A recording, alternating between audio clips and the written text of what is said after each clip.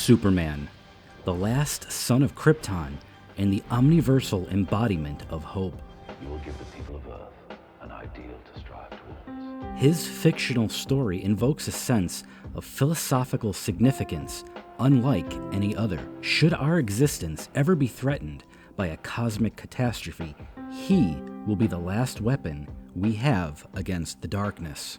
Even when the gods themselves feel the multiverse collapse around them, They'll race behind you. and concepts begin to blink out like hushed-out lanterns in the forever abyss of the night, he will be their final hope. A personality that can break conceptual barriers and alter the very fabric of history with a burning willpower unrivaled by anyone or anything.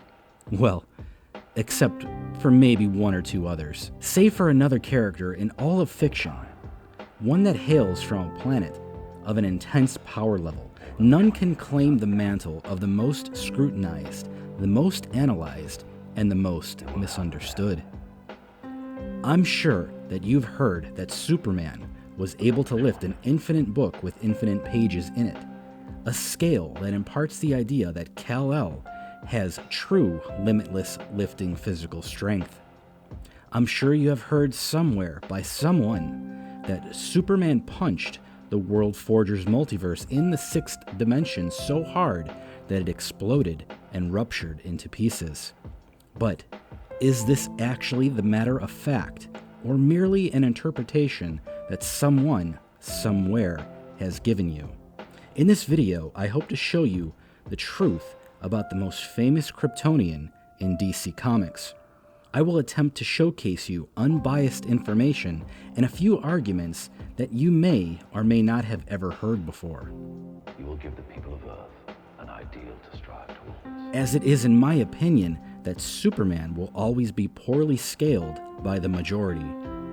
Today, I hope to put a stop to that and build a new scaling history for the Man of Steel. I will show you just a few arguments and comic panels that will tell you the tale of who and what Superman truly is. You see, to scale Superman is a near impossible task due to having so many different variations of the character that exist. No other franchise has more canons, and no other character in fictional history has had more authors showcase completely different limits for a character than Superman. We cannot simply just scale Superman, and any good and ethical discussionist on this topic should begin with allowing the listeners and those willing to be educated on this subject to pick one of two paths. The first, a composite and all-purpose and generalized scaling for Superman, which showcases his most intense feats in the entire history of DC Comics,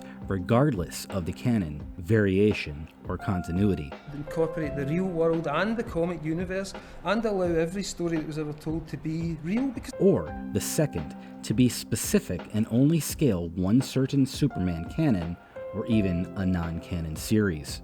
Our paradoxical roll of the dice today says that we will choose composite scaling instead of one specific variant. But somewhere and in some time, another version of this video exists in the multiverse where we specify which continuity Superman will be scaled for this video. If you want to see that other paradoxical video, all you need to do is learn how to vibrate your molecules the same way the Flash does and eject into bleed space and out of this universe, and land in the correct alternate universe. We cannot simply scale every different variant of Superman that has ever existed. There are just far too many. The Silver Era Superman was beyond OP, the very definition of a broken character with virtually no limits whatsoever, able to travel through time on a whim, reset universes, survive the Big Bang somehow, and use a large needle to sew the fabric of the universe back together. This version of Superman once flew so fast that the right hand of God, the Presence, was forced to put a stop to him in fear of destroying the entire universe. Elsewhere, in the series' Final Crisis, a handful of Superman variants were taken by Monitor Zillavala to a realm called Limbo, where we will begin our generalized scaling for this video. Superman and Ultraman are informed about a book with infinite pages within a single sheet of paper.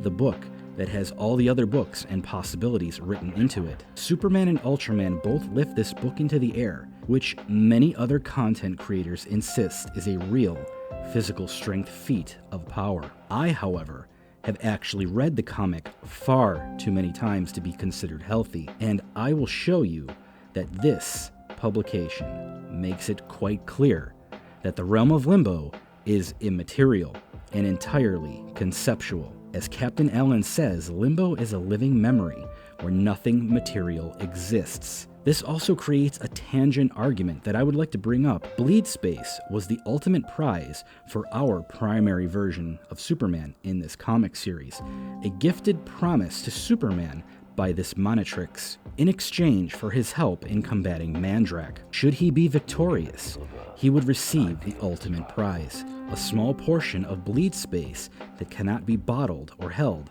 by anyone but the Monitors.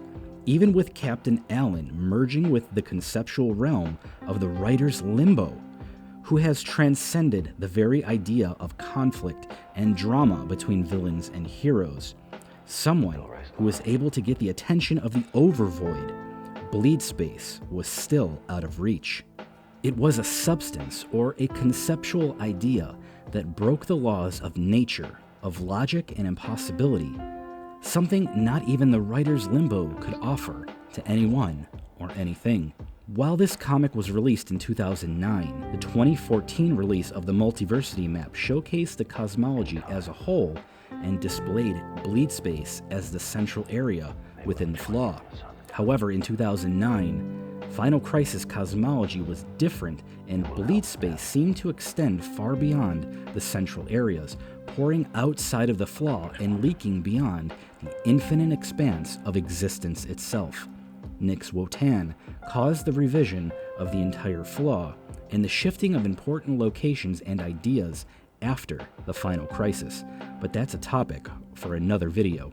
Please let me know in the comments if you want me to make a video dedicated just for that topic alone and how Nix Wotan actually scales. The Limbo book lifting feat is invalidated as a conceptual, willpower-based feat of strength and not a physical one. However, this is relevant because of what the Cosmic Armor Superman wrote on the tombstone of the story of the entire flaw, to be continued. With that, Superman was then able to hold that which cannot be held by anyone or anything except the Monitors of Nil. Not even the god-tier entities in the sphere of gods could do this. Infinite multiversal beings were incapable of handling this substance, but Superman could. If we scale the most powerful feats of Superman, and the ones that are shown to be the most profound in the entire history of DC Comics, the feats of holding and retaining Bleed remains the most absolute value that the Man of Steel has ever demonstrated. Yet, it remains one that is overlooked by most, if not all, scalers in the comics community. Superman lifted what could not be lifted and held what could not be held, even by beings who casually manifest infinite multiverses and who can conceptually remove and remake prime platonics, such as Lucifer, the Endless, Mother Night, Father Time, and even the Presence himself. In terms of physical potential, you must understand that Bleed Space existed both within the flaw as a knowable substance, and also flowing outward to a location that was made by the Overvoid, which was beyond all form and meaning, beyond even the idea of being conceptual. We know that the Sphere of Gods was contained in this jar as well, because of this objective statement given by the author on what the contents are composed of. The Pit and the Pinnacle were both mentioned within the tube, and those are the two halves of the Sphere of Gods on the Multiversity map. You see, when it comes to Superman, the very embodiment of hope is considered the ultimate power, even by Morpheus, Dream of the Endless, and even Lucifer Morningstar himself. The prime concept that Superman is forever linked to remains one of the most broken ideas that exists. Superman is able to do the literal impossible feat of holding that which cannot be held.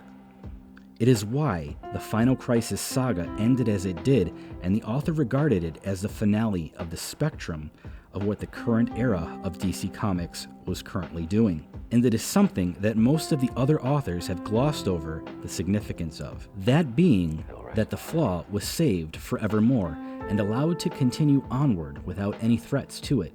That is why this version of Superman's final feat of strength and power was to crumble the very bonds of what is considered completely impossible.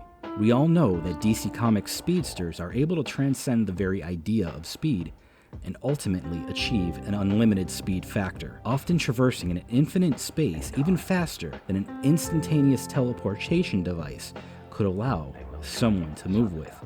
So too, Superman's speed limit is non-existent, and only limited by which canon he is currently being written into. Superman's striking power in 2018 Justice League series was complicit in not explaining that the World Forger Punch-Out scene was located within the sixth dimension, a realm of literal impossibility where impossible things happen.